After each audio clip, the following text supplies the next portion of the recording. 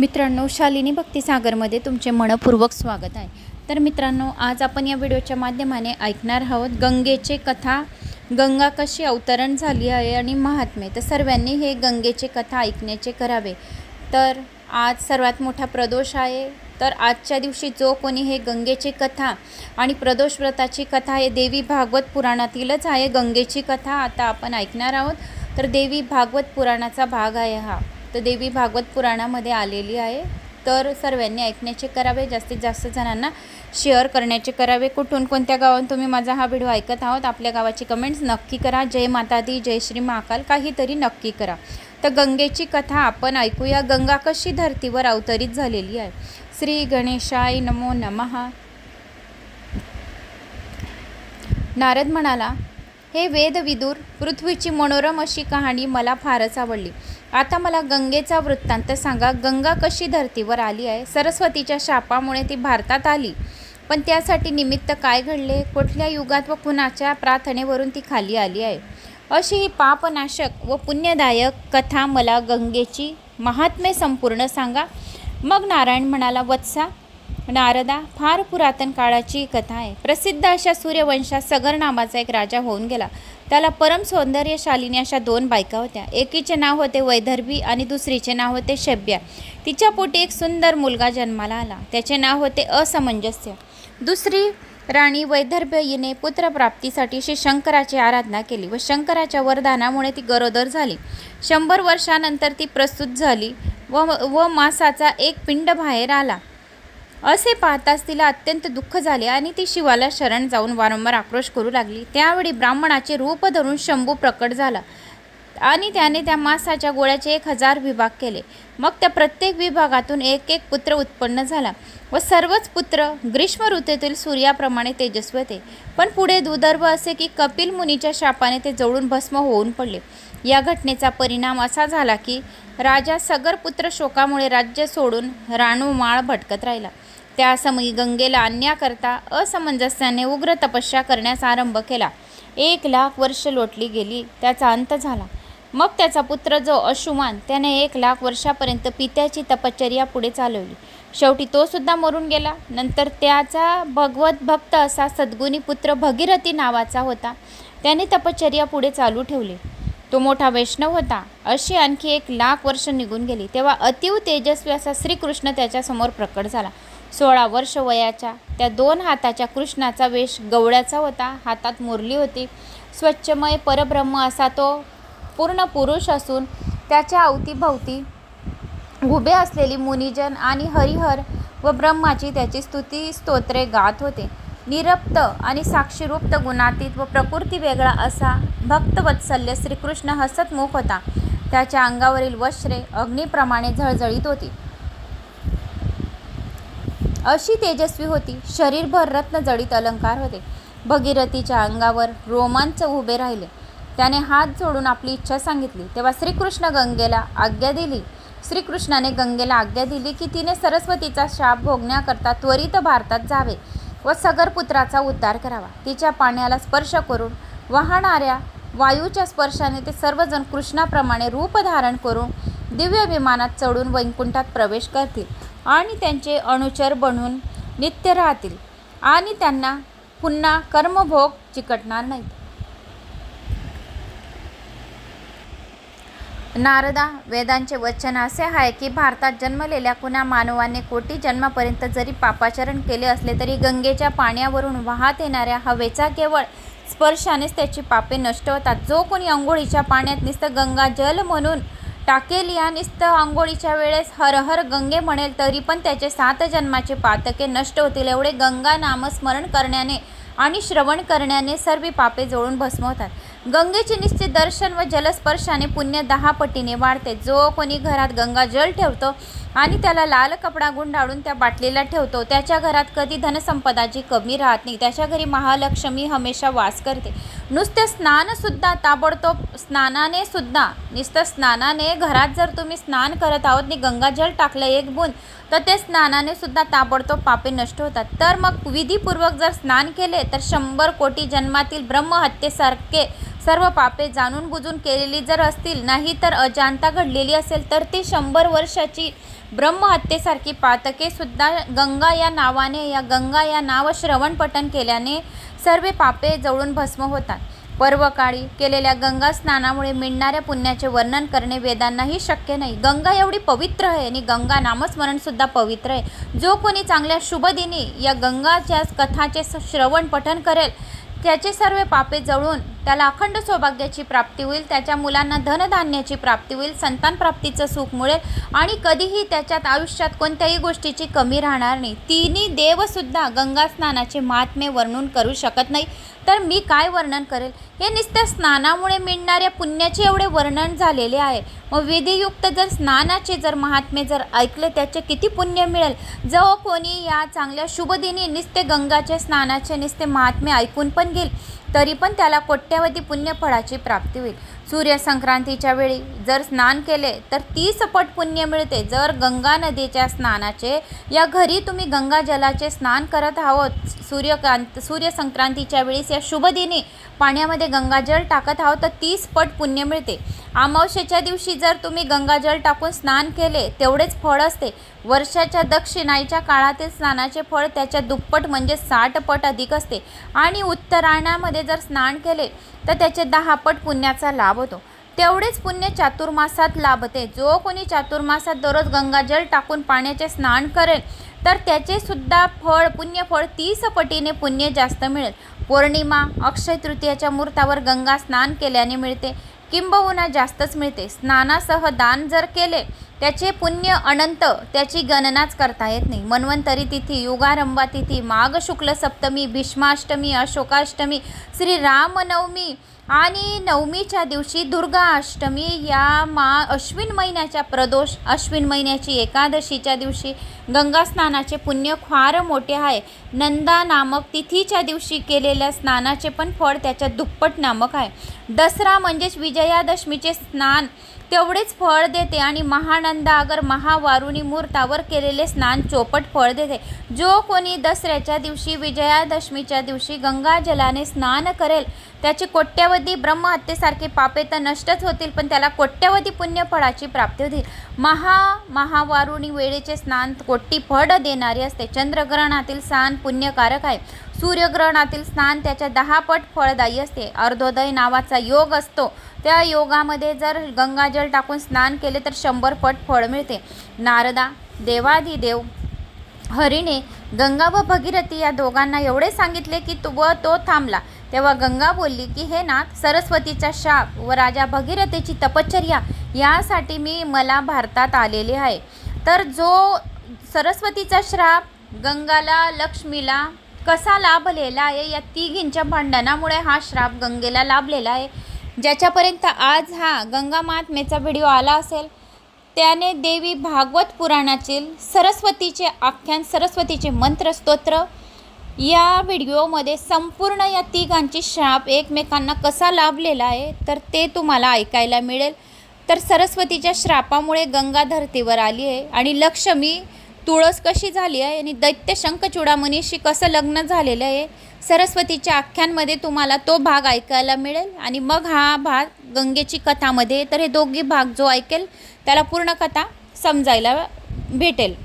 तर या सरस्वतीच्या शाप व राजा भगीरथीची तपश्चर्या यासाठी मला भारतात जाणे तर आवश्यक आहे. परंतु एक गोष्ट सांगा की पातकी लोक माझ्या स्नान करून पापमुक्त होतील हे खरे, पण मग मी त्या पापभरातून मुक्त कशी होईल आणि किती काळपर्यंत मला पृथ्वीवर राहिले, तर मी पुन्हा इथे कशी येईन. आपण तर अंतर्यामी आहात, त्यामुळे माझी मनोकामना आपण जाणतच आहोत. भगवान विष्णूने उत्तर दिले की हे देवेश्वरी गंगे, मी सर्व जाणतो, म्हणून मी जे सांगणार आहे ते ऐक. या नदी रूपात सागर तुला पती रूपात लाभेल व माझाच अंश आहे. तशीच तू सुद्धा लक्ष्मी स्वरूप आहे. सरस्वती वगैरे सर्व नद्यांपेक्षाही तू सर्वात गंगा ही नदी सर्वात श्रेष्ठ होशील. भारतीच्या शापाचा परिणाम म्हणून तुला तेथे आजपासून कलीची 5000 वर्ष पूर्ण होईपर्यंत तुला धरतीवरच राहावे लागेल. त्या काळात तुला नित्य सागरासमेत संगमाचा नवा आनंद लुटता येईल. कारण जशी तू शृंगार चतुर आहेस, तशीच तोही चतुर आहे.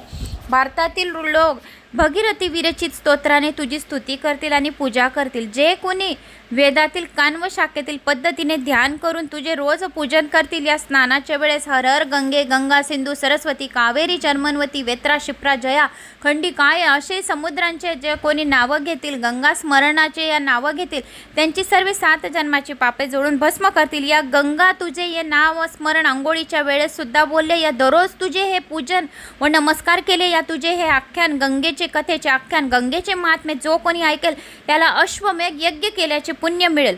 एवढेच नव्हे तर 100 योजनापेक्षा दूर राहून जरी कुणी गंगे 100 योजनापेक्षा बी खूप खूप दूर आहे आणि जर कोणी गंगे गंगे असा घोष करेल, या हर हर गंगे असा घोष करेल, सर्व पापांचा नाश होऊन विष्णू लोकाची प्राप्ती होईल. हजारो हजारो पाप्यांनी स्नान केल्यामुळे तुला जी पापे चिकटतील ती स्पर्श सहन करेल, पण कारण प्रकृतीची मंत्रपूर्वक उपासना करणाऱ्याची स्नाने ती पापे जळून भस्म करेल. सर्व नद्यांमध्ये श्रेष्ठ अशी पापनाशिनी गंगा तू नदी होशील. तुझे पाणी जिथे जिथे जाईल तिथे तिथे तीर्थक्षेत्र बनेल. तुझ्या पाण्याचा एका एका थेंबात पाप्याचा उद्धार करण्याचे सामर्थ्य असेल. तो थेंबातील रेणू एवढी वर्षे देवीच्या मणिद्वीपात राहील. जो ज्ञानी भक्तिपूर्वक माझे नाव घेते, तुझ्या प्रवाहात देहाचा त्याग करेल, या कोणी भक्तिपूर्वक हे आख्यान ऐकेल, तो माझ्या लोकातील वैकुंठ लोकात राहील. अनंत काळपर्यंत तो माझ्याच लोकात राहील आणि अनुचरून राहील. या शंकेचं नाही, मुळीच शंका नाही, तो माझ्याच लोकात आणि मलाच येऊन भेटेल. त्याच्या दृष्टीसमोर किती वेळा प्रलय होतील. मनुष्याचे पुण्य जर फार मोठे असले तर त्याचा देह गंगा पूर्ण होईल. जेव्हावर सूर्य चंद्र असतील तोवर वैकुंठात निवास करशील. अनेक देह धारण करून कर्मफळे भोगून शेवटी मी त्याला माझे सारूप्य देऊन माझा पार्षद करेल. एवढेच नव्हे तर कुणी एक मनुष्य तुझे नाव घेता घेता कुठेही मरण पावेल, गंगा गंगा बोलता जर तो मरण पावेल, तर त्याला सुद्धा मी ब्रह्मदेवाचे सालोक्य देते आणि माझे वैकुंठ लोकाची प्राप्ती करवतो. भक्तिप्रेमाने नाव घेत मृत्यू जर पावला तर असंख्य प्रलय होईपर्यंत तो सारूप्य देतो आणि अखंड प्रलयपर्यंत वैकुंठात लोकात राहील. मग तो रत्नखचित विमानात आरूढ होतो, माझ्या गणासह वर्तमान गोलोकात जातो. माझ्यासारखेच रूप त्याला मिळते. जो कोणी मृत्यूच्या वेळेस गंगे असे नाव घेतो त्याला माझ्यासारखे रूप मिळते. तुझे नाव घेणारा फक्त कोणत्या जागी मरण पावला याला काही महत्त्व नाही, पण जो नित्य माझ्या मंत्रांनी उपासना करतो या तो सुद्धा मला अर्पण होईल. आणि जो उपासना करतो, मला अर्पण केलेला नैवेद्य खाऊन राहतो, तो भक्त त्रिभुवनाला सहजासहजी पवित्र करू शकेल. तो सुद्धा रत्नजडित दिव्य विमानात बसून गोलोकात जातो. हे गंगेचे महात्म्य अतिशय पवित्र आहे. जो श्रवण पठण केल्या मात्र त्याला कोट्यावधी पुण्यफळाची प्राप्ती होते. हे पतिव्रते, माझ्या भक्ताचे नातेसंबंधी पशुयोनीत जरी असले तरी माझ्या भक्ताच्या प्रभावाने तुझा सुद्धा विमानासुद्धा गोलोकात जाऊन राहतील. प्रीतीपूर्वक माझे स्मरण करणारा भक्त कुठेही जरी असला तरी बसल्या जागी जीवनमुक्त होईल. एवढे बोलून हरी वळून भगीरथीला म्हणाले, वत्सा, आता तू गंगेची पूजा व स्तुतीने भक्तीने कर पाहू. तेव्हा वेदांच्या कौमुदी शाखेत वर्णन केल्याप्रमाणे गंगेचे ध्यान भगीरथीने केले व स्तुती केली.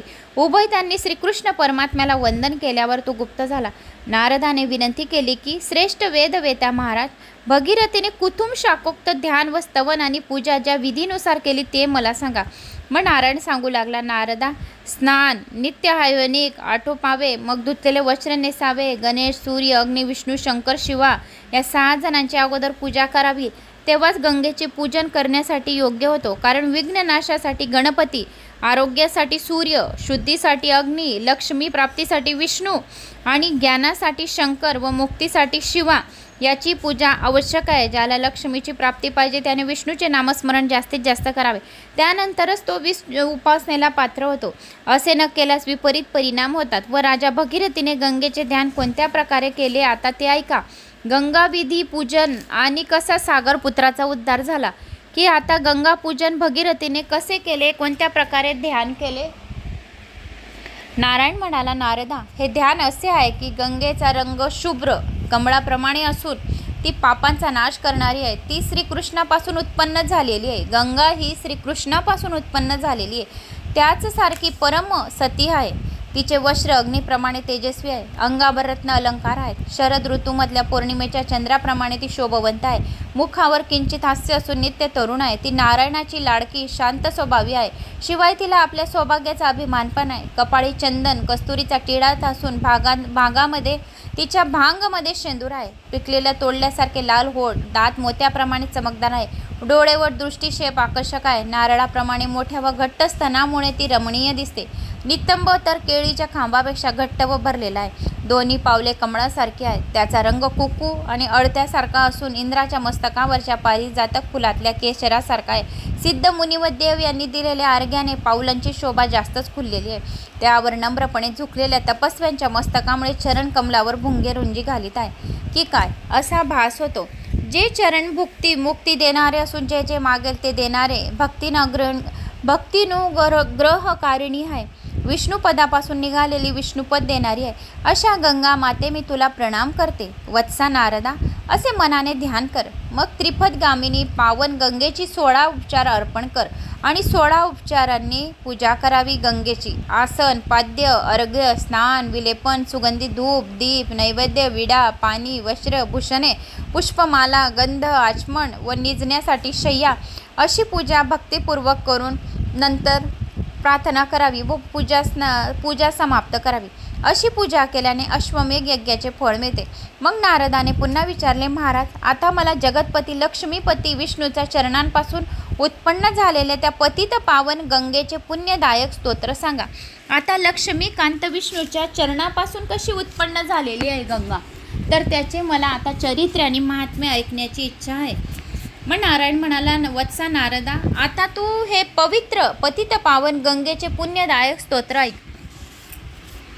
शिवसंगीत सुमुग्धा श्रीकृष्णा ग समुदभवाम राधांग द्रव संयुक्ताम ताम गंगा प्रणायाम यजनम सृष्टो राधोच गोलोक रासमंडले सत्रिधाने शंकरस्य ताम गंगाम प्रणायाम गोपीभिरकिरणीं शुभ राधा महोत्सवे कार्तिके पौर्णिमेच ताम गंगा प्रणायाम कोटियोजन विस्ताराम धैर्य लक्ष गुणाताम समावृत्ताम या गोलके ताम गंगा प्रणायाम 60 लक्ष योजनाम ततोधैर्य चतुर्गणा समावृत्त या वैंकटे ताम गंगा प्रणायाम त्रिशूलश योजनाया धैर्य पंचगुणा तताम अवृत्ता ब्रह्मलोके या ताम गंगा प्रणायाम त्रिशूलश योजनाया धैर्य चतुर्गुणाताम अवृत्ता शिवलोके या ताम गंगा प्रणायाम लक्ष योजन विस्तारणाम दैघ पंचगुणाम तथा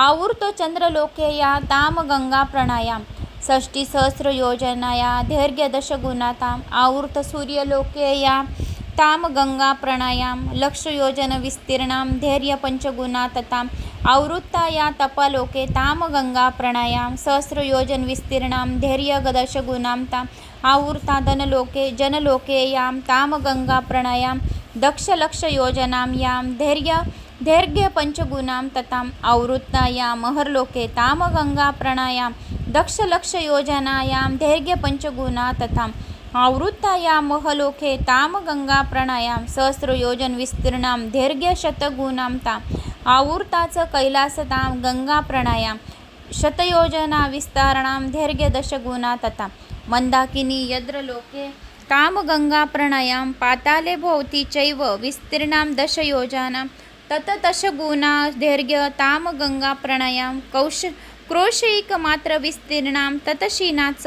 कुत्रचित शीताश्चालकनंदायाम ताम गंगा प्रणायाम सत्यया चिरवर्णाच त्रय्या बिंदुसत्रिभाम द्वापरे चंदनाभाम ताम गंगा प्रणायाम जलप्रभा कलियाच न्याययंत्र पृथ्वीतले स्वर्गच नित्यम शिराभाम ताम गंगा प्रणायाम यतोय कर्णिका स्पर्श पापीनाम ज्ञान संभवे यताय कनिका स्पर्शे पापीनाम ज्ञान संभव ब्रह्महतादिकाम पापम कोटी जन्म जिर्द दहेत. असे हे गंगास्तवन पापनाशक आणि पुण्यवर्धक स्तोत्र होते.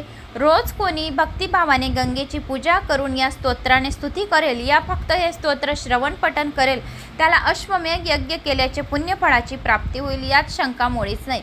आता यामुळे इतर जी फळे मिळतात त्यामध्ये निपुत्रिकाला पुत्र होतं, अविवाहित असेल तर लग्न होईल हे स्तोत्र जो कोणी ऐकेल तर निपुत्रिकाला पुत्र होईल, अविवाहित असेल तर त्याचे लग्न होईल, रोगी रोगापासून मुक्त होतो, जर कुणी कैदेत असला त्याची सुटका होते, जर भल्या पहाटे उठून या स्तोत्राचे निसे पठण श्रवण केले अप्रसिद्ध पुरुषला यश मिळेल, सुप्रसिद्ध होतो, वाईट सवय स्वप्नाची फळे नष्ट होतात, गंगा स्नानाचे फळ मिळते. मग नारायण पुढे म्हणायला लागले, नारदा भगीरथाने या स्तोत्राने गंगेची स्तुती केली. मग तो तिच्यासह जिथे सगरपुत्राची राख होती तेथे गेला. भगीरथी गंगेच्या जलावरून वाहणाऱ्या हवेचा स्पर्श झाल्यामुळे ते सगळेजण जिवंत होऊन वैकुंठात गेले. भगीरथीने गंगेच्या जलावरून वाहणाऱ्या हवेचा स्पर्श झाल्यामुळे ते सगळेजण जिवंत होऊन वैकुंठात गेले.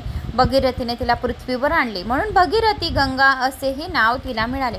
अशी ही गंगाची मोक्षदायक व पुण्यपाविनी कहाणी होती, ते तुला ऐकवली. आता आणखी काही ऐकण्याची इच्छा असेल तर विचार. मग नारदाने परत प्रश्न केला विष्णूंना, हे प्रभू, ती भुवन पावनी गंगा कोणत्या कारणामुळे त्रिपथगा झाली तो वृत्तांत सांगा ना आता. त्याचप्रमाणे तिथले रहिवासी कसे वागले मला ते सविस्तर सांगा, ते ऐकण्याची इच्छा आहे. मग नारायण सांगू लागले, वत्सा, एकदा कार्तिक पौर्णिमा होती. तो राधेच्या उत्सवाचा दिवस असल्यामुळे श्रीकृष्णाने तिची पूजा केली आणि तो रास मंडळातच राहिला. मग ब्रह्मा आदी करून देवांनी, शौनिक वगैरे ऋषींनी तिची पूजा केली, तेथेच राहिले. त्या समयी संगीत विद्याची देवी सरस्वती हिने विणेच्या साथीने नादमधुर अशा गायनास आरंभ केला. त्यामुळे आनंदित होऊन ब्रह्मदेवाने तिला एक अमूल्य असा रत्नहार दिला. महादेवाने एक दुर्लभ मणी दिला, कृष्णाने कौस्तुभ मणी आणि राधेने सुंदरसा एक रत्नेचा हार दिला आणि नंतर नारायणाने उत्कृष्ट अशी रत्नमाला भेट दिली. लक्ष्मीने सोन्याची कर्णभूषणे दिली. दुर्गाने नारायणी, ईशानी, ईश्वरी, मुळा प्रकृती यांना दुर्लभ अशी ब्रह्मभक्ती आणि धर्मवृद्धी अशा देणग्या दिल्या. अग्नीने निर्मल वस्त्र दिले. मग नंतर ब्रह्मा शिव यांच्या आग्रहावरून स्वतः श्रीकृष्णाने रासक्रीडेचे संगीत आरंभले. ते दिव्य संगीत कानी पडता सर्वजण देहमान विसरले व तटस्थ झाले. नंतर जेव्हा मोठ्या कष्टाने त्यांना भान प्राप्त झाले तेव्हा पाहतात तर काय, या ठिकाणी राधा नव्हती व श्रीकृष्णही नव्हता. चौफेर अथांग असे पाणी पसरलेले होते. सर्वांनाच रडू कोसरले. तेव्हा ब्रह्मदेवाने ध्यान शोधात घेतला व त्यांना समजले की राधा व कृष्ण दोघंही तीर्थरूप अर्थात जलमय झालेले आहेत. मग सर्वांनी मिळून त्या परमात्म्याची आळवणी केली की देवा, आम्हाला तुझी मूर्ती दाखव, हाच वर दे. तेव्हा अमृत मधुर असे शब्द सर्वांच्या कानी पडले. मी सर्वात्मा आहे, मी सर्वव्यापी आहे, राधा ही माझी शक्ती आहे, अर्थात ती सुद्धा तशीच आहे, तशीच शक्ती आहे. आम्हा भक्तांवर कृपा करण्यासाठी साकार होत असते, अर्थात माझे साकार रूप तुमच्या दृष्टीआड झाले आहे. एवढेच नव्हे तर मी सर्व जणांचा अंतरंगातच आहे. मग माझ्या साकार रूपाबरोबर तुम्हाला काहीच कर्तव्य नाही. मग मनुष्य गण, सर्व ऋषी मुनी, वैष्णव माझ्या मंत्रामुळे पवित्र होऊन मला पाहण्याकरता मजपाशी येत असतात. तरीसुद्धा मला पाहण्याची तुम्हाला ओढ असेल तर मी सांगतो तसे शंकराने करावे. हे विधाता ब्रह्मदेवा, तू स्वतः जगद्गुरूला आज्ञा दे की वेदप्रमाणे एक आणखी शास्त्र निर्माण कर. ते चित्ताकर्षक असावे, पुन्हा त्यात इच्छित फळ देणारे मंत्रसमूह असावेत. त्याचप्रमाणे त्यात माझे मंत्र, ध्यान पद्धती, स्तोत्र, पूजेची विधी असावी, कवच मंत्र असावे, शास्त्र, मोठ्या मंत्र, ध्यान पद्धती, स्तोत्रे सर्व काही असावे आणि मोठ्या प्रयत्नाने गुप्त ठेवावे. नाहीतर असे होईल की उठसूट प्रत्येकजण माझ्यापर्यंत येईल, तेव्हा तंत्रविद्येचे मर्म भलत्याच हाती पडणार नाही. अशा काहीतरी जबाबदारी घ्या. लक्षवधी लोकात एखाद्या माझ्या मंत्राची साधना करून मजपर्यंत यावा, कारण सर्वच मुक्त झाले तर ब्रह्मांडाचे अस्तित्व उरणार नाही. तेव्हा आता ब्रह्मदेव, तू असे कर की 5 प्रकारची प्रजा उत्पन्न कर. त्यातील कुणी भूलोक वास करतील, कुणी स्वर्गलोक वास करतील, कुणी अनन्य लोक वास करतील. जर शंकर तुम्हा सर्वांसमोर अशी शास्त्र निर्मिती करण्याचे वचन देणार असेल तर मी पुन्हा साकार रूपाने त्वरित दर्शन घेईल. असे सांगून कृष्ण थांबला. आकाशवाणी ऐकून आनंदित झालेल्या ब्रह्मदेवाने शंकराला तशी सूचना केली. तेव्हा त्या ज्ञानानुसार शिवाने गंगाजल हातात घेऊन प्रतिज्ञा केली की मी राधा मंत्रांनी परिपूर्ण अशा वेद समस्त तंत्र मंत्रशास्त्राची निर्मिती करेन. जसे मी न केले तसे ब्रह्मकल्पांतपर्यंत मला कालसूत्र नरकवास प्राप्त हो. एवढे बोलून शंकर थांबतो न थांबतो तोच पुन्हा राधासहित श्रीकृष्ण तेथे प्रकटला. सर्वांना अपरिमितीत आनंद झाला. सर्वजण कृष्णाची स्तुती करू लागले. पुनश्च रास महोत्सव आरंभ झाला. नंतर बराच काळ गेल्यानंतर शंकराचे वचन दिल्याप्रमाणे तंत्रशास्त्राची रचना केली, अर्थात मुक्ती मार्ग प्रकाशित केला. वत्सा नारदा, हे फार मोठे रहस्य मी आज तुझ्यासमोर उघड केले आहे. श्रीकृष्ण हा द्रव्यरूपी गंगा आहे व त्याची अभिनशक्ती राधा आहे. त्याची शक्ती श्रीकृष्णाची शक्ती राधा आहे. हे दोघांच्या देहापासून निघालेली गंगा या दोघी भुक्तिमुक्ती देणारे आहेत. श्रीकृष्णाने जागोजागी गंगाची स्थापना केली आहे, तेव्हा गंगा ही कृष्ण स्वरूप सर्वांसाठी पूजनीय आहे. तर गंगाची कथा कशी आहे तर सर्वांनी ऐका. मग नारायणाने नारदांना प्रश्न केला की हे महात्मे देवादिदेवा, जो कोणी ऐकेल तो सर्व प्रकारच्या शापमुक्त होऊन त्याला सर्व प्रकारची सिद्धी आणि सर्व प्रकारच्या इच्छा मनातल्या पूर्ण होतील. संतान असेल संतांची प्राप्ती होईल, धन नसेल धनाची प्राप्ती होईल, रोगी रोगमुक्त होईल, अखंड सौभाग्याचे अखंड सौभाग्य राहील, कुवारी लडकीला मनचाहे पती भेटेल. अशा या गंगेचे कथा, गंगेचे नामस्मरण, गंगे कवच आणि गंगाचे स्तोत्र मंत्र, गंगेची कथा जो कोणी ऐकेल त्याला सर्व प्रकारच्या सिद्धी प्राप्त होऊन आणि त्याच्या 100 पिढ्यांमधील नरक जर नरकामध्ये पडलेले असतील तर त्याच्या नरक यातनांना मोक्ष प्राप्ती मिळेल. एवढे गंगेची ही कहाणीचे पापमुक्त होऊन त्यांना मोक्षाची प्राप्ती होईल. मग नारायण सांगू लागले की नारदा, शापाची मुदत संपली तेव्हा ती परत वैकुंठात गेली. भारती अर्थात सरस्वती पद्यासुद्धा निघून तिकडेच गेल्या. तेही तिघे हरीच्या अत्यंत आवडत्या होत्या. अशा प्रकारे मी तुला तुलसी व इतर 3 देवी सांगितलेल्या आहे. मग नारदाने विचारल्या की नारायणा, ती गंगा विष्णूच्या चरणापासून उत्पन्न झाली असे म्हणतात, तर तसं घडायला कारण तरी काय की विष्णूच्या चरणापासून गंगा उत्पन्न झाली आहे. शिव ब्रह्मदेवाच्या कमंडलूत ती कशी समावली, मग कशी मावून गेली आणि मग ती गंगा नंतर शिवाची पत्नी झाल्याचेही मी ऐकले आहे. मग असे कसे काय घडले की शिवाच्या जटेमध्ये बी गंगा आहे तरीही पुन्हा ती नारायणाला प्रिय का झाली? तेव्हा हा मोठा गुंतागुंतीचा असा माझा प्रश्न आहे, ते नीटपणे मला उलगडून सांगा, असे नारदाने नारायणाला सांगितले. मग श्री नारायण देवाने बोलण्यास आरंभ केला. पूर्वी गंगा गोलोकात द्रव्य रूपाने उत्पन्न झाली. ती राधाकृष्णाच्या अंगापासून उत्पन्न झाली असल्या कारणाने तिचे रूपसुद्धा तसेच आहे. तिच्या ठिकाणी दोघांचे गुण एकवटले आहेत. ती आप पदार्थ जलतत्वात अधिष्ठात्री देवी असून सर्व भूमंडलावर तिची एवढी देखणी कुणीच नाही. ती सदैव तारुण्य मुसमुसलेली, सर्व तऱ्हेच्या अलंकारांनी नटून ठटून असते. शारद ऋतूमधल्या उमललेल्या कमळासारखे ती हसमुख आहे. तिचे अद्वितीय असा शुद्ध सोन्यासारखा वर्ण आहे. ती शारदीय चंद्रासारखे तिचे तेज आहे. ते तेज अत्यंत सुखदायक असून शुद्ध सत्व स्वरूपिणी आहे. तिचे नितंब सुडूल गोलोकार व मोठे मोठे असून घट्ट आहेत. त्यावरून तिने चापून चेपून रेशमाचे वस्त्र नेसलेले आहेत. दोन्ही स्तन चांगले गोल गरगरीत टणक असून थोडे उंचावलेले आहेत. डोळे फार आकर्षित असून सदा तिरपा कटाक्ष टाकून पाहते. कुरळा सागर लहराप्रमाणे तिचा केश शंभार आहे. त्यावर मालतीच्या फुलांचे गजरे ती माळते. भाळावर चंदनाचा टिळा असून त्याच्यावर शेंदूर आहे. कपाळावर कस्तुरीचा लेप आहे. बंदूक फुलासारखे लाल चुटूक होठ लक्षवेधक आहे. डाळिंबाच्या दाण्यासारखे दात असून गंगावरचे वस्त्र अग्नीप्रमाणे तिने धारण केलेले आहेत. अशी ही रूपवती गंगा कामातूर झाल्यामुळे पण स्त्री सुलभ संकुचाने दातामध्ये वस्त्राचा पदर धरून श्रीकृष्णाला खेटून उभी राहिली आहे. तिच्या मुखाकडे एकटक पाहू लागली. भावी संभोगाच्या कल्पनाने तिच्या मुखावर आनंद मावेनासा झाला. तिच्या अंगावर काटा उभा राहिला. ती भान हरपून बसली. नेमकी त्या क्षणी की तेथे राधा येऊन पोचली. तिच्याबरोबर 30 कोटी गोपिका होत्या. तिचे लावण्य असे होते की कोट्यावधी सूर्य एकाच वेळी उगवले आहेत की काय असा भास लागला. गंगेला श्रीकृष्णाला खेटून बसलेली पाहताच ती रागारागाने लाल झाली. राधा, तिचे डोळे जणू आग फोकू लागले. सोन्या चाप्यासारखे वर्णाची गजमाखणी अलंकारांनी नटलेली होती. अतिशय अमूल्य असे 2 रत्नजडित पितांबर तिच्या अंगावर होते. कृष्णाने अर्पण केलेल्या अर्घ्यानेच तिचे दोन्ही चरण आर्धे होते. जेव्हा जेव्हा उत्तम विमानात बसून बाहेर जाई तेव्हा ऋषी तिच्यावर चौरी डाळत. कपाळावर भ्रूमध्यपाशी शेंदुराचा टिळा दिव्यासा ज्योतीप्रमाणे असत. त्याचप्रमाणे त्याच्याजवळ कस्तुरी चंदनाचे 2 टिपके दिलेले होते. ती आल्या सर्व देखावा पाहून रागारागाने थरथर कापू लागली. होठ पुरून पाहू लागली. तशीच ताडतोड पाय आपटीत सिंहासनावर कृष्ण शेजारी जाऊन बसली. तिच्याबरोबर आलेल्या गोपी यथासांग स्थानी बसल्या. श्रीकृष्ण मात्र एकदम गडबडून गेला आणि घाईघाईने उठून हसत तिच्याशी बोलू लागला. गोपीची मात्र मोठी पंचायत झाली. पण सर्वजणी बिचाऱ्या खाली माना घालून बसल्या. गंगाई उठून उभी राहिली. मनातून घाबरतच राधेची विचारपूस करू लागली. आता काय होते काय नाही. भीतीने तिचा घसा, होठ, टाळू कोरडं पडलं. मग कृष्णाच्या पायाजवळ खाली बसली. कृष्णाने तिला उठवून धीर दिला. तेव्हा कुठे तिला जीवात जीव आला. गंगेने श्रीकृष्णाजवळ बसलेल्या राधेला पाहिले.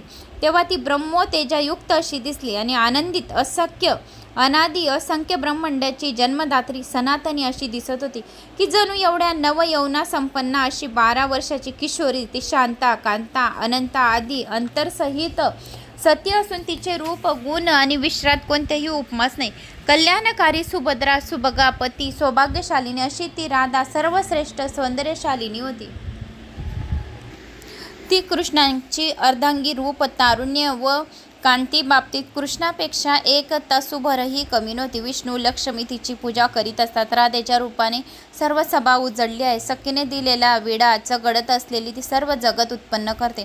मात्र तिचा जन्म कुणाही पासून झालेला नाही. ती धन्य, ती मान्य, तीच मानिनी श्रीकृष्णाची प्राणेश्वरी, प्राणप्रिया नारदा. अशा तऱ्हेने ती गंगा राधेकडे एकटक कितीतरी वेळ मुग्ध होऊन पाहत होते.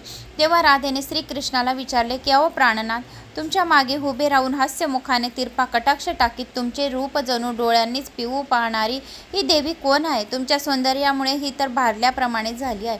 रोमांचित होऊन पदराने तोंड झाकून वारंवार तुमच्याकडे पाहत आहे आणि तुम्ही सुद्धा तेच करत आहात.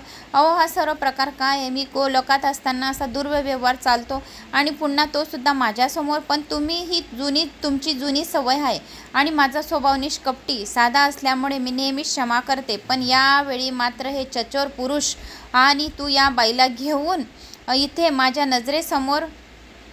समोरून चालता हो, नाहीतर तुमची धडगत नाही. पूर्वी सुद्धा एकदा मी तुला विरजेला एकांतात पाहिले होते, पण सख्यांनी विनवले म्हणून त्यावेळी तुला क्षमा केली. तेव्हाही माझी चाहूल लागताच तू उलट्या पावलांनी पळून गेलास आणि विरजेने अमृच्या भीतीने देहत्याग केला. ती नदी वाहून राहिली आहे. कोटी योजन विस्तारणाने त्याची चौपटीने लांब अशी ती नदी तुझी कीर्ती सांगत अद्यापही ही वाहत असते. मग मी तेथून गेले. तू मात्र तिच्या काठी विरजे विरजे असा आक्रोश करत भटकत होता. मग तुझी दया येऊन ती सिद्ध योगिनीने योग बलाने तुला दर्शन दिले. तू सुद्धा त्यावेळी तिला ओढून घेऊन तिच्याशी संगमागम केलास. वीर्यदान सुद्धा केलेस. त्यापासून पुढे सप्तसागराची उत्पत्ती झाली आहे. आणखी एखादा मी चंपकवनात शोभा नावाच्या गोपीबरोबर तुला पकडलं होतं. त्यावेळी सुद्धा तू माझी चाहूल लागताच पळून गेला. बेचारी शोभा मात्र देह टाकून चंद्रमंडळात राहून गेली. मग नंतर दुःखी होऊन तिचे तेज रत्न, सोने, मणी, स्त्रियांचे चेहरे, राजपुरुष, कमळाचे देठ असे होऊन दूध यात विभागून टाकलेस. तिसऱ्या वेळी मी तुला प्रभा नावाच्या गोपीसोबत पकडले. त्यावेळी सुद्धा तू नेहमीप्रमाणे पळून गेलास. मात्र दुष्कृतीच्या प्रभाने बी देह टाकून दिला. मग चौथ्या वेळी शांतनी नावाच्या गोपीसोबत रासमंडळात प्रेमचेष्टा करताना मी तुला पाहिलं. तेव्हा तू वसंत ऋतूचा आरंभ करत होता आणि तुझे भूषणे परिधान करून शांतीसह विडा खात खात एका पलंगावर झोपला होतास. माझी चाहूल लागताच मोठ्या शीताप्तीने तू पळून गेला होतास. तर असे तुला खूप वेळा मी पाहिले आहे. आता हे सहन होत नाही. तर तुमच्या या खूप वेळेस तुला गोपींबरोबर पाहिलेले आहेत. तर अशा ठिकाणी तुझे या वास्तव्य आहे. तर मी आता सहन करणार नाही, असे त्या राधिकाने श्रीकृष्णाला म्हणाली. मग संतापलेली राधा लादलेली मान खाली टाकून बसलेल्या गंगेला अधोधता बोलली आणि तिची निंदा करू लागली. मग तेव्हा ती सिद्ध योगिनी गंगा सर्व लोक पाहत असताना क्षणार्धात गुप्त होऊन जलरूपात होऊन गेली. आणि मग सिद्ध योगिनी राधासुद्धा काही कमी नव्हती. तिने हाताची ओझळ केली. गंगेला प्राशन करण्यासाठी तयार झाली. गंगेने संकट ओळखले आणि ती कृष्णाच्या चरणात जाऊन लपली. तेव्हा राधेने सर्व गोलोक ढुंडाळला आणि नंतर वैकुंठापाशी येऊन एक लोकात गंगेचा शोध घेतला. पण गंगा काही सापडली नाही. सर्वत्र ब्रह्मा, शिव, विष्णू, इंद्रादी देव, ऋषी, सिद्ध, 14 मनू एवढेच नव्हे तर जीव, जंतू, वृक्ष, वेलीसुद्धा पाण्याअभावी तडफडू लागले. तेव्हा सर्वजण गोलोकात आले व गोविंदापुढे हात जोडून उभे राहिले. जो प्रकृती वेगळा, सर्वस्व श्रेष्ठ, वरदायक, वरस्वरूप, गोपी व गोपांचा कुळस्वामी आहे. निराकार, निरच्छ, अलिप्त, निराश्रित, गुणविरहित, निरुत्साही, निर्विकारी, निर्मळ, स्वच्छ रूपधारी, भक्तवत्सल, स्वमय, सत्य, साक्षी, अनादी, परमपरात्पर, परमात्मा अशा या गोविंदाची स्तुती करण्यासाठी मान व खांदे झुकवून हात जोडून सिद्ध झाले. त्यावेळी त्यांच्या अंगावर रोमांच उठले व कंठ दाटून आले. त्याचवेळी सर्वांना श्रीकृष्णाचे अद्भुत असे दर्शन झाले. तो परब्रह्म आदी कारण तेजोनिधी कृष्ण एका रत्नखचित सिंहासनावर बसलेला असून गोपजन शुभ्र चौऱ्या ढाळीत होते. गोपांना गीत गाऊन नित्य करीत होत्या. तर अशा या नित्य गायनात दंग झालेल्या या गोपींनी विडा खात श्रीकृष्णाचे गायन करत होती. सर्वांना पूर्ण पुरुषाला प्रणाम केला. मग नंतर पुढे ब्रह्मदेव पुढे निघून गेले. त्यांच्या उजवीकडे विष्णू, डावीकडे वामदेव उभे राहिले. त्यांनी हात जोडून आजूबाजूला दृष्टी टाकली. तेव्हा त्यांना असे दिसले की रासमंडळात जागोजागी परमानंद श्रीकृष्णच आहे. श्रीकृष्ण स्वरूपच जागोजागी त्यांना दिसत होते. मनोहर रूप सर्वदूर कृष्णाचे दिसत होते. क्षणात कृष्ण एकटाच आहे असे दिसत होते, तर क्षणात कृष्ण निराकार आहे असे दिसत होते. मग तेव्हा श्रीकृष्ण त्यांच्यावर प्रसन्न झाला, ब्रह्मदेवावर. आणि मग ब्रह्मदेवाने डोळे उघडून पाहिले तर पुन्हा रासमंडळात पहिल्याप्रमाणे दृश्य दिसले की त्यांना स्तुती गायन करण्यास श्रीकृष्णाने आरंभ केला. श्रीकृष्णाने त्यांचे मनोगत जाणले व ते सर्वात्मा सर्वेश्वर रमापती त्यांना उद्देशून म्हणाले, हे ब्रह्मदेवा, विष्णू, महादेवा, मी तुमचे स्वागत करतो. तुमचे कल्याण हो. मला ठाऊक आहे की तुम्ही गंगेसाठी माझपाशी आला आहात. गंगा राधेच्या भीतीने मला शरण आलेली आहे. त्याचे कारण असे की गंगा माझ्या जवळ बसलेली पाहून राधा तिला पिण्यासाठी तयार झाली. पण ते सर्व राहू द्या. आता तुम्ही मी सांगतो तसे करा की मी गंगेला तुमच्या स्वाधीन करतो. मग तुम्ही हर प्रयत्नाने राधेला संतुष्ट करून गंगेला भयमुक्त करा. कारण की गंगा माझ्या जवळ बसलेली होती, तर राधा येताच गंगा उठून माझ्या पायाजवळ बसून गेली. तरी पण राधाने असे विचार केले की आता आपण या गंगेला पिऊन टाकावे. तर राधेने गंगाला पिऊन टाकली. राधा तिला पिण्यासाठी तयार झाली. पण हे सर्व राहू द्या. आता तुम्ही मी सांगतो तसे करा. गंगेला तुमच्या स्वाधीन करतो आणि मग तुम्ही हर प्रयत्नाने राधाला संतुष्ट करा, म्हणजे गंगा भयमुक्त होईल. श्रीकृष्णाच्या सांगण्याप्रमाणे ब्रह्मदेवाने हात जोडले. राधेची स्तुती करून तिला म्हणाले, राधे, तुझ्या व कृष्णाच्या अंगापासून गंगा उत्पन्न झाली आहे. तुम्ही दोघंही रासमंडळात शंकराचे संगीत ऐकून मुग्ध झाल्यामुळे ही गंगा तुमच्या अंगातील आर्द्रतेपासून निर्माण झाली आहे, घामेपासून निर्माण झाली आहे. अर्थात ती तुम्हाला मुलीप्रमाणे आहे. शिवाय पुन्हा ती तुझ्या मंत्राची दीक्षा घेऊन तुझी पूजा करत असते. पुढे तिला चतुर्भुज वैकुंठनाथ हा पती म्हणून लाभणार आहे. जेव्हा ती अंशरूपाने पृथ्वीवर अवतरेल तेव्हा सरतपती सागर हा तिचा पती असेल. माते गंगा गोलोक विहारी आहे, पण सर्वत्र विहार करण्यासुद्धा तिची जन्मदात्री असल्यामुळे तुला मी मुली समान आहे. नारदा, ब्रह्मदेवाच्या म्हणण्याप्रमाणे राधेने हसून संमती दिली. तेव्हा गंगा श्रीकृष्णाच्या चरणाच्या अंगठ्यातून बाहेर आली व पाण्यातून दिव्य देहाने उभी राहिली. ब्रह्मदेवाने त्या जलापैकी काही आपल्या कमंडलूत भरले व काही शंकराने मस्तकावर धारण केले. नंतर ब्रह्मदेवाने गंगेला राधा मंत्र दान केला. तसेच सामवेदीय राधा कवच, राधेचे ध्यान, राधेची पूजाची पद्धत आणि पुरशरणाचा विधी शिकवला. त्याप्रमाणे करून राधा वैकुंठात निघाली. नारायणाच्या 4 भार्या आहेत, म्हणजे लक्ष्मी, सरस्वती, गंगा आणि विश्वपाविनी तुलसी या नारायणाच्या 4 बायका आहेत. तर नंतर श्रीकृष्णाने स्मित हास्य केले आणि तो बोलू लागला, हे ब्रह्मा व हरिहर हो, आता ब्रह्मदेवाने सांगितलेले भविष्य कधी घडेल ते ऐका. तुम्ही सर्वजण अद्याप जिवंत आहात. याचे कारण असे आहे की गोलोक काळचक्राच्या प्रभावापासून मुक्त आहे. खरे तर यावेळी कल्पांत झाला आहे. सर्व विश्व जलमय झाले आहे. माझा गोलोक वैकुंठ लोक वगळता सर्वांच्या सर्व ब्रह्मांडातील ब्रह्मदेव माझ्या ठिकाणी लय पावलेले आहेत. तर आता तुम्ही परतून जा आणि क्रमाक्रमाने पुन्हा ब्रह्मांडाची रचना करा. मग मला गंगा तेथे येईल. मीही इतर विश्व ब्रह्मांडाचे निर्माण करतो. तर आता सर्वांसह निघ, आधीच फार उशीर झाला आहे. असे सांगून श्रीकृष्ण उठून गेला. ब्रह्मदेवासह इतर देव सृष्टी कार्याला लागले. गंगा पुन्हा पूर्वीच्या ठिकाणी अर्थात गोलोक, शिवलोक, वैकुंठलोक, सत्यलोक वगैरे जागी राहिली. विष्णूच्या पावलातून निघालेली गंगा एक नाव विष्णुपदी असे सुद्धा म्हणतात. द्विजवरा नारदा, ही मोक्षदायक गंगेची कथा मी तुला ऐकवली. जो कोणी ही गंगेची कथा ऐकतो, श्रवण करतो, पठण करतो, शेअर करतो या कोणाला सांगतो, तर ते सर्व पापांपासून मुक्ती मिळून त्यांना कोट्यवधीची प्राप्ती होते. कोट्यवधी पुण्य केल्याची प्राप्ती होईल. तर असे हे गंगेचे महान पवित्र कथा आणि आख्यान होते. आता गंगा व नारायणाचा विवाह कसा झाला? मग नारदाने विचारले, प्रभू, गंगा, लक्ष्मी, सरस्वती, तुलसी या 4 नारायणाच्या पत्नी आहेत. मग गंगा गोलोकामधून वैकुंठात गेली, पण तिचा नारायणाबरोबर विवाह केव्हा व कसा केला मग ते मला आता सांगा ना. तेव्हा नारायण म्हणाले, ऐक, गंगा वैकुंठात गेली तेव्हा प्रजापती ब्रह्मा तिच्या मागोमाग तेथे जाऊन पोचला. तो प्रणाम करून जगदीश नारायणाला म्हणाला, राधा व कृष्ण या दोघांपासून उत्पन्न झालेली जलरूपिणी ही गंगा तारुण्य संपन्न अशी ही रूपवान, सुशील, सात्विक, निराहारी आहे. कृष्णापासून हिचा उद्भव झाल्या कारणाने हिच्या मनात त्याच्याशिवाय दुसऱ्या पतीची इच्छा नाही. परंतु राधा तर अभिमानी व संतापी आहे, तेव्हा ती हिला पिऊन टाकण्यासाठी सिद्ध झालेली आहे. मग ही गंगा घाबरली, लगेच कृष्णाच्या पायाच्या अंगठ्यात लपून बसली. त्यामुळे सर्वच लोक शुष्क झाले. ते कळल्यावर मी काय घडले ते जाणून घ्यावे अशी माझी इच्छा आहे, म्हणून कृष्णापाशी गेलो. त्याने माझा हेतू जाणून हिला अंगठ्यामधून बाहेर काढली आहे. गंगेला श्रीकृष्णाच्या अंगठ्याच्या पायामधून बाहेर काढली आहे. नंतर हिला राधेचा मंत्र दिला आणि माझ्या हाती स्फूर्त केला.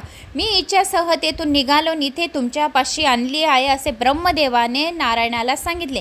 तर आता विधीपूर्वक या गंगेबरोबर गांधर्व विवाह करा. तू जसा सर्व देवांमध्ये रसिक आहेस, तशीच ही सुद्धा गंगा रसिक आहे. तू पुरुष रत्न आहेस तर ही रमणी रत्न आहेस, आणि दोन श्रेष्ठ रसिकांचा संयोग होणे ही गोष्ट फार आनंदमयी आहे. म्हणून मी तुला विनंती करत आहोत की या गंगेशी विवाह कर. असे पहा की आपण होऊन चालून आलेल्या स्त्रीला जो नाकारतो त्याच्या रागावून लक्ष्मी सुद्धा निघून जाते. यात मुळीच शंका नाही. जे जाणते लोक असतात ते प्रकृतीचे अपमान कधीच करत नसतात. सर्व पुरुष प्रकृतीपासून बनलेले आहे.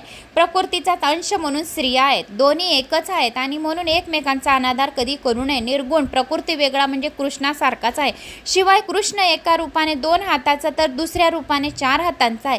राधा कृष्णाच्या डाव्या अंगापासून उत्पन्न झालेली आहे, तशीच कमलाही आहे, अर्थात देवी अभिन्न आहे. अशीच श्रीकृष्ण दोघं अभिन्न आहेत. प्रकृती व पुरुष हे जसे आहेत तसे नारी व नर अभिन्न आहे. तर राधा ही कृष्णाच्या डाव्या अंगापासून उत्पन्न झाली आहे. राधा श्रीकृष्णाच्या डाव्या अंगापासून उत्पन्न झाली आहे. एवढे सांगितल्यावर ब्रह्मदेव गंगेला तेथे सोडून निघून गेले. नारायणाने तिच्याशी गांधर्व विधीने विवाह केला. तिच्याशी आनंदाने रममाण झाले. सरस्वतीच्या शापाने गंगा विष्णूच्या पदकमलातून निघून पृथ्वीवर गेली होती. नंतर पुन्हा ती वैकुंठात परतली. जेव्हा ती नारायणाशी रममाण झाली तेव्हा आनंदेशाने काही काळ मूर्छित पडली. परंतु लक्ष्मीने समजावून सुद्धा सरस्वती मात्र गंगेचा दुस्वास करीतच राहिली आणि शेवटी सहनशक्तीचा अंत झाला. मात्र सरस्वतीला भारतात जन्म घेण्याचा शाप गंगेने दिला. अशा प्रकारे लक्ष्मी, सरस्वती, गंगा या नारायणाच्या 3 पत्नी होत्या व तुलसी पुढे विवाह केल्यामुळे त्याच्या एकूण 4 पत्नी झाल्या. तर नारायणाच्या 4 पत्नी आहेत लक्ष्मी, सरस्वती, गंगा आणि तुलसी. लक्ष्मी, सरस्वती, गंगा आणि तुलसी 4 पत्नी नारायणाच्या आहेत.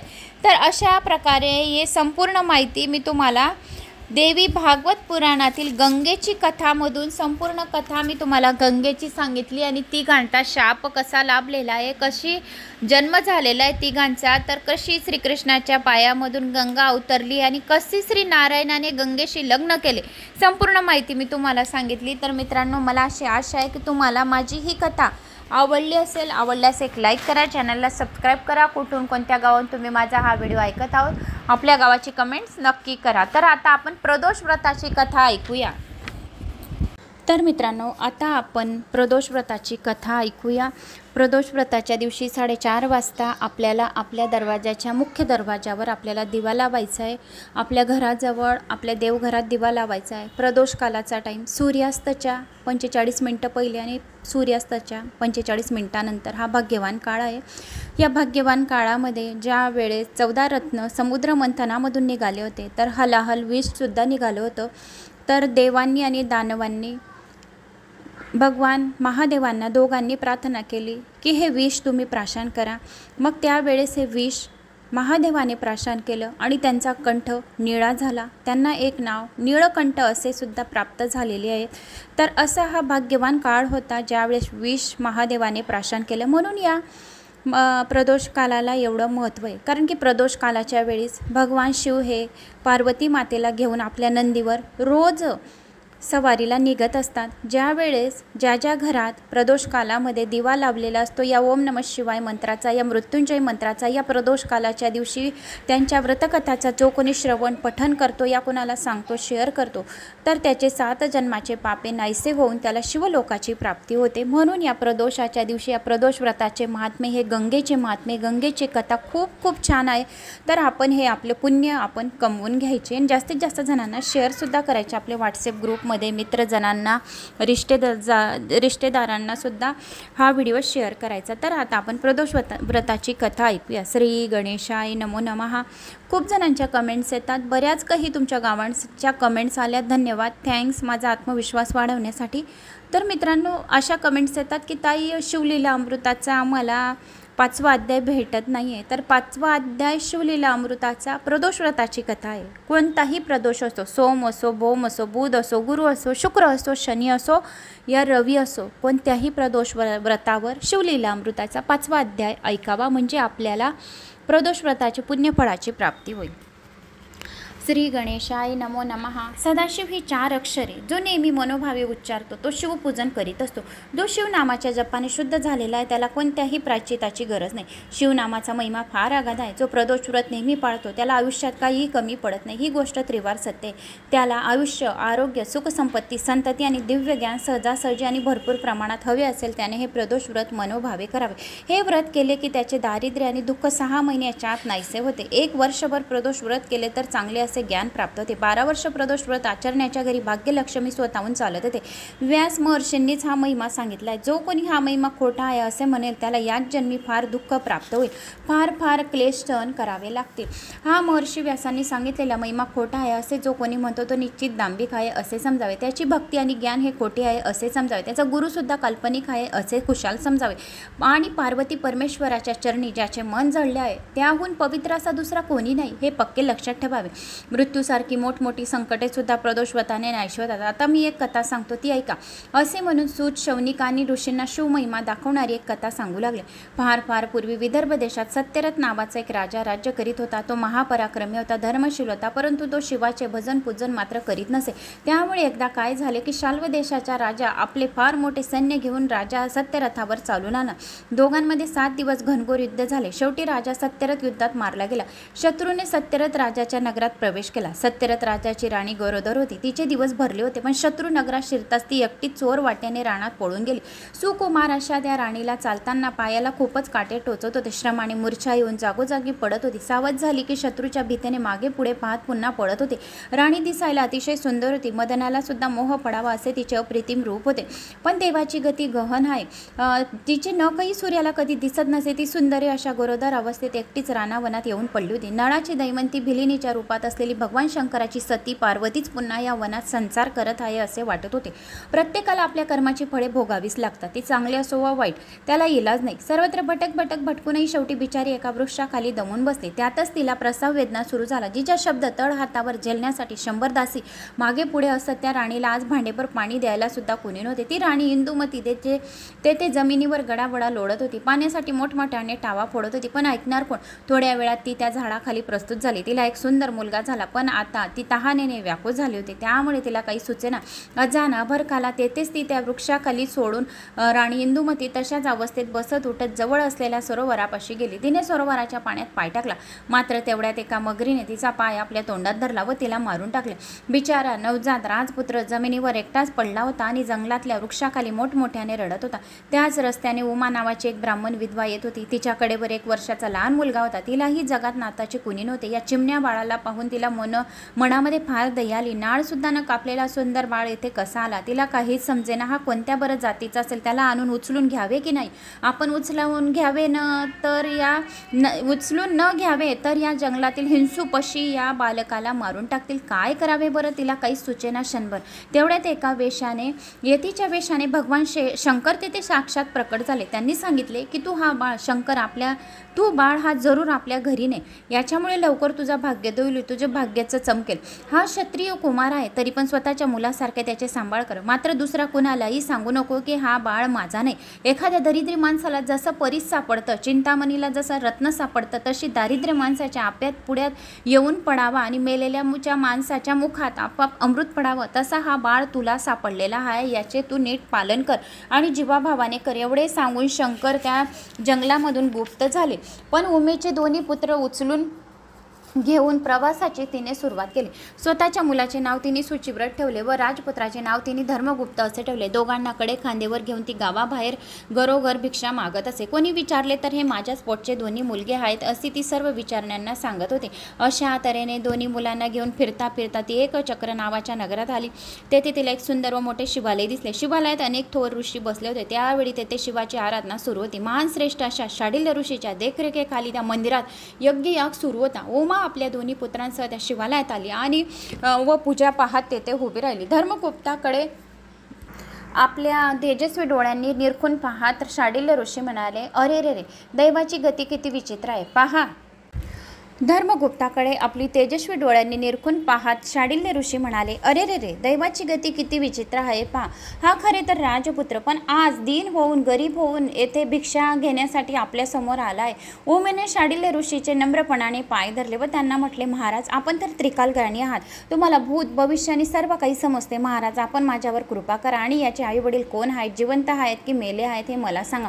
तेव्हा तिला उठवत शाडिल्य ऋषी म्हणाले, या राजपुत्राचा पिता सत्यरथ नावाचा एक राजा होता. एकदा काय झाले, हा प्रदोषाच्या वेळी भगवान शंकराची पूजा करीत बसला होता. तेवढ्यात त्याच्या शत्रूने त्याच्यावर नगरावर हल्ला केला.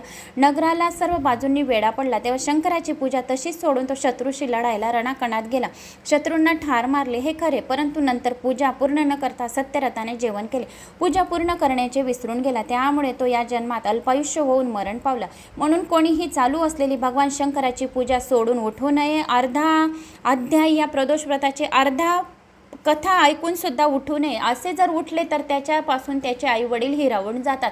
आपल्या सवतीचा पण त्याने प्राण घेतला होता म्हणून तिला मारून टाकले. हा राजपुत्र धर्मगुप्त याने मागच्या जन्मी शंकराचे कोणतेही व्रत अजिबात केले नाही, म्हणून आता जन्मताच हा आई वडिलांना पारखा झाला. म्हणून प्रदोषाच्या वेळी मनापासून भक्तीने शंकराचे पूजन अर्चन करावे. दिवा अगरबत्ती धूप करावा. म्हणजे साक्षात आपल्या आजूबाजूला लक्ष्मी छानसा ताल वाजवतात, ते सरस्वती वीणा वाजवत असतात, कुबेरजी हात जोडून बसलेले असतात आपल्या आजूबाजू. ज्या वेळेस प्रदोष व्रताच्या वेळेस आपण असे करतो त्यावेळेस सर्व देवता आपल्या जवळ बसलेले असतात आणि 33 कोटी देवता शिवलिंगावर अवतरित झालेले असतात आणि ते आपल्याला चांगला आशीर्वाद देतात आणि आपल्यावर खूप प्रसन्न होतात. म्हणून कधीही शंकराची पूजा अर्धवट करून उठू नये. प्रदोष काळात देवी पार्वती समोर भगवान शंकर सुद्धा स्वतः नृत्य करीत असतात आणि सरस्वती वीणा वाजवत असते. पुरोहित सुसर बासुरी वाजत असतात. लक्ष्मी छानसा ताल देत असते. भार्गवी मधुर आलाप घेत असतात. शिवाचा परम मित्र यक्षपती कुबेरजी हे हात जोडून समोर उभे असतात. सगळेच्या सगळे यक्ष, गंधर्व, किन्नर, देव, 33 कोटी देवता हे शिवजवळ अवतरलेले असतात. शंकराचे नृत्य पाहत असतात. असा हा भाग्यवान प्रदोष काळ सर्वात महत्त्वाचा काळ दिवसभरातून हा प्रदोष काळ असतो. तो संध्याकाळच्या 4:30 तर 6:30 पर्यंत असतो. मुनिराज, आपण मला एवढे चांगले बहुमोल असे ज्ञान दिले. मी आपल्याला आता शरण आलेली आहे आणि आता माझा हा पुत्र दारिद्र्य का झाला असावा हे सांगावे. उमा विनयाने म्हणाली, तुझ्या या पुत्राने मागच्या जन्मी खूप पैसा मिळवला, अन्यायी मार्गाने संपत्ती जमा केली, पण दान मात्र कोणालाही अजिबात केले नाही. शंकराचे पूजनही कधी केले नाही. तसेच जर परान्न चोरून खाल्ले तर जीभ जळते आणि दुसऱ्याचा पैसा फसवून घेतला तर घेणाऱ्याचा हात जळतो. जर परस्त्रीची अभिलाषा धरली तर अभिलाषा धरणाऱ्याचे डोळे जळतात आणि अंधत्व येते. हे लक्षात पक्के ठेवावे. शाडिल्य ऋषी त्या स्त्रीला उमेला म्हणाले. मग उमेने आपले दोन्ही पुत्र आदराने ऋषीच्या पायावर घातले. ऋषींनी त्यांना पंचाक्षर मंत्र दिला आणि प्रदोष व्रत करा असे सांगितले. पक्ष प्रदोष, शनी प्रदोष हे सर्वात जास्त महत्त्वाचे असतात. पक्ष प्रदोष म्हणजे सोम प्रदोष आणि शनी प्रदोष संतान प्राप्ती आणि धनप्राप्तीसाठी अति महत्त्वाचे आहे.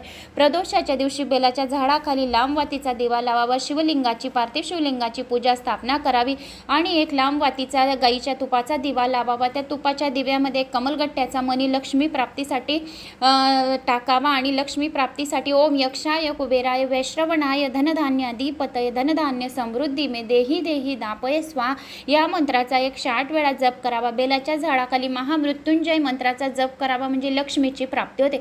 या दिवशी बेलाच्या झाडाखाली पार्थिव शिवलिंगाची पूजा अर्चना करून एक धतुऱ्याचे फूल या धतुराचे फळ असेल तर ते त्याला अर्पण करावे. 7 काटे प्रदोषाच्या दिवशी शिवलिंगावर अर्पण करावे बेलाच्या झाडाखाली.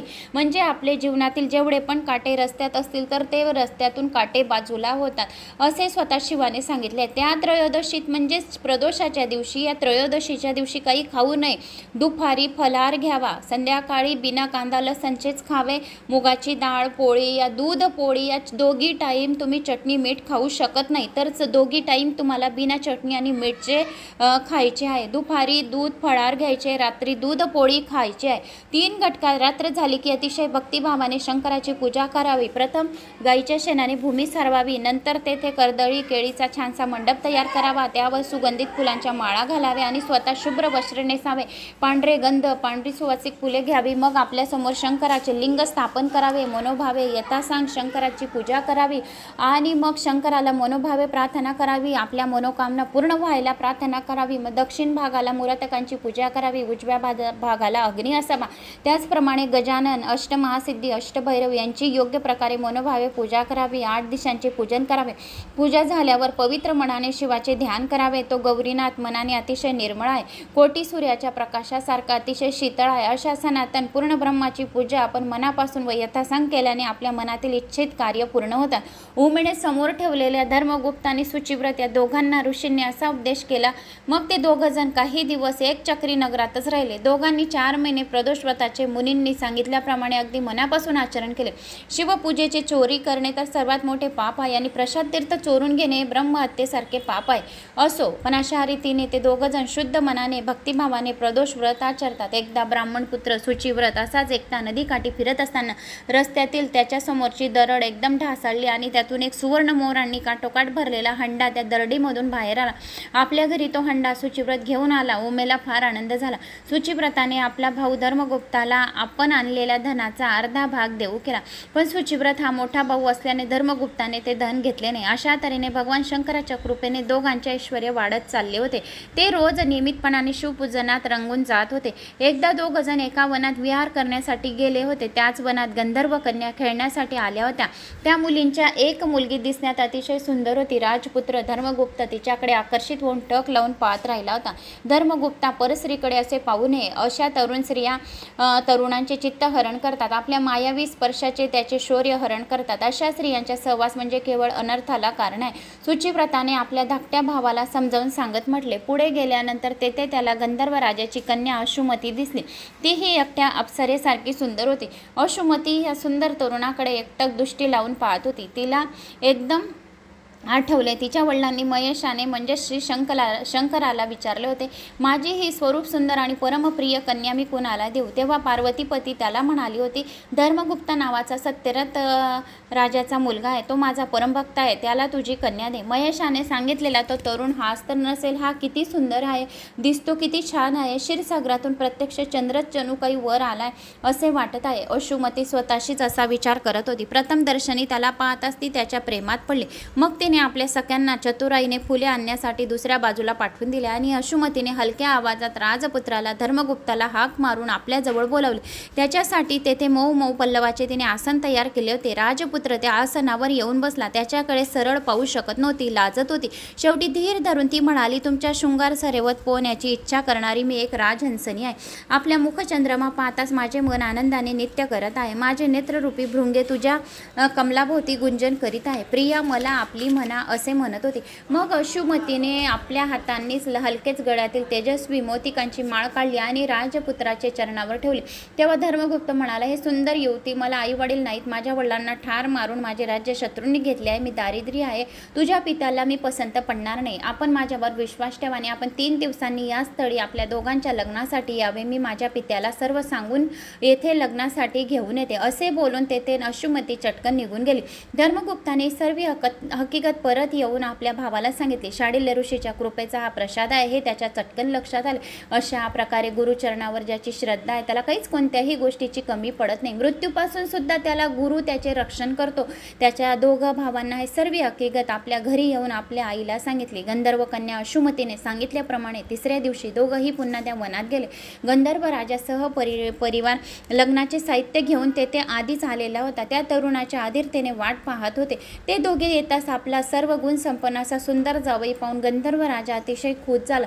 नंतर त्यांना आणण्यासाठी पालखी सामोरी पाठवून धर्मगुप्ताच्या आईला उमेला लगेच तेथे बोलावून आणले आणि मग 4 दिवस मोठ्या थाटामाटात धूमधडाक्यात आणि आनंदात विवाह समारंभ साजरा झाला. स्वर्गातील वस्त्र आणि दागिने त्यांनी सन्मानाने विहिणीला अर्पण केले. 1,00,000 रथ, 10,000 हत्ती, 1,00,000 सुंदर घोडे, 1,00,000 दासी, रत्नांचे भांडार, स्वर्गीय धनुष्यबाण त्याने जावयाला अर्पण केले. अतिशय मोठी चतुरंग सेना आणि पराक्रमी सेनापतीही त्याच्याबरोबर दिला. उमेला मोठा मान देऊन संतुष्ट केले. अश्रुमती आता मोठ्या आनंदाने पतीच्या बरोबर चालली होती. त्याच्यासमोर मंगलवाद्याचा गजर होत होता. चतुरंग सेना सभोवत आली होती. हे सैन्य घेऊन राजपुत्र धर्मगुप्त आपल्या स्वतःच्या राज्यात विदर्भ नगराजवळ आला. त्याने संपूर्ण नगराला वेढा घातला. गंधर्वाचे बळ फार मोठे होते. त्याने विदर्भ राजाचा ताबडतोब पाडाव केला. धर्मगुप्ताचे वडील सत्यरथ राजाचा वध करणारे दुर्मशन राजाला त्याने धरून आणले, पण धर्मगुप्ताने त्याला मोठ्या दिलदारपणाने जीवदान दिले. आता देशोदेशीचे राजे आपल्या प्रजेसह कारभार घेऊन विदर्भ नगरीमध्ये दर्शनाला येऊ लागले. मग एक उत्तम असा मुहूर्त पाहून राजा धर्मगुप्त सिंहासनावर बसला. मग उमेला आणि आपल्या ज्येष्ठ बंधू शुचिव्रताला योग्य प्रकारे मान देऊन धर्मगुप्ताने पुढे 1000 वर्ष उत्तम प्रकाराने राज्य केले. त्याने आपल्या नगरीमध्ये शांडिल्य ऋषींना मोठ्या मानाने बोलावून आणले आणि मग 100 पद्ममोहरांची गुरुदक्षिणा त्याच्या चरणावर अर्पण केली. अनेक रत्ने, अलंकार, वस्त्रही सन्मानाने अर्पण केली. त्याच्या शिवभक्तीमुळे दुःख, शोक, भांडणे, संकटे, रोग, वैधव्य, मरण हे सर्व त्याच्या राज्यातून पळाले. प्रजा सतत राजाचे गुणगान करीत असे आणि मग सर्व दूरही आनंदित सर्व काही चांगले आशीर्वाद देत असे. राज्यात सगळीकडे आनंद भरला होता. अश्रुमती सुखात होती. 10,000 वर्ष राज्य केल्यानंतर धर्मगुप्ताने उत्तम प्रकारे व समाधानाने आपल्या सूरज नावाच्या मुलाला आपले राज्य देऊन टाकले आणि शंकराची मनापासून प्रार्थना केली. भगवान शंकरांनी त्याच्यासाठी दिव्य विमान पाठवले. शंकराच्या कृपेने धर्मगुप्त राजाला दिव्य देह प्राप्त झाला. आई, भाऊ आणि पत्नी अश्रुमतीसह राजा कैलासाला गेला. तेथे शिवदर्शन होता. सर्वांनी त्यांना साष्टांग नमस्कार घातला आणि भक्तांच्या कैवारी शंकरांनी त्यांना उचलून आपल्या हृदयाशी धरले आणि आपल्याच जवळच त्यांना अक्षय पद दिले. असे हे धर्मगुप्ताचे आख्यान. जे कोणी नित्य नियमाने वाचतात किंवा ऐकतात त्याच्या सर्व संकट प्रसंगी स्वतः रक्षण शंकर करीत असतो. त्याच्या मागील सर्व पापांचा नाश होतो. जे जिथे जातात तिथे त्यांना यश, कीर्ती, विजय मिळतो. त्यांची संतती, समृद्धी आणि सतत वाढत राहते. जे प्रदोष व्रत करतात त्यांना मग मृत्यूचे सुद्धा भय राहत नाही. ज्याच्या घरी हा शिवलीला चा हा ग्रंथ असतो, या ही कथा कोणी वाचतो, शेअर करतो, या श्रवण पठण करतो, त्याच्या पाठीशी सदैव शंकर उभा असतो आणि शेवटी त्याला शिवचरणापाशीच जागा मिळते. त्याच्या मनातल्या सर्व इच्छा कामना पूर्ण होतात. 7 जन्माचे दुःख दारिद्र्य दूर होते. असा हा ग्रंथ आहे. म्हणजे चांगल्या अशा आंब्याचा विशाल वृक्ष आहे. हातील रसपूर्य काव्य म्हणजे पाणास आंबे आहेत. त्यांना मुखरोग झालेला असेल, म्हणजे ज्याच्या पावन व मोक्षदायी अशा शिवचरणावर भाव नसेल त्यांनाच हे आंबे आवडणार नाहीत. सर्वांनी या गोड आंब्याचा मनापासून रसस्वाद घ्यावा व आपल्या जीवनाचे खरे सार्थक करून घ्यावे. तर असे या प्रदोष व्रताची कथा होती मित्रांनो. तर मला अशी आशा आहे की तुम्हाला माझा हा व्हिडिओ आवडल्यास एक लाईक करा, चॅनलला सबस्क्राईब करा. कुठून कोणत्या गावाहून तुम्ही माझा हा व्हिडिओ ऐकत आहोत आपल्या गावाची कमेंट्स नक्की करा. जय श्री महाकाल. शेअर करायला विसरू नका. जय श्री महाकाल.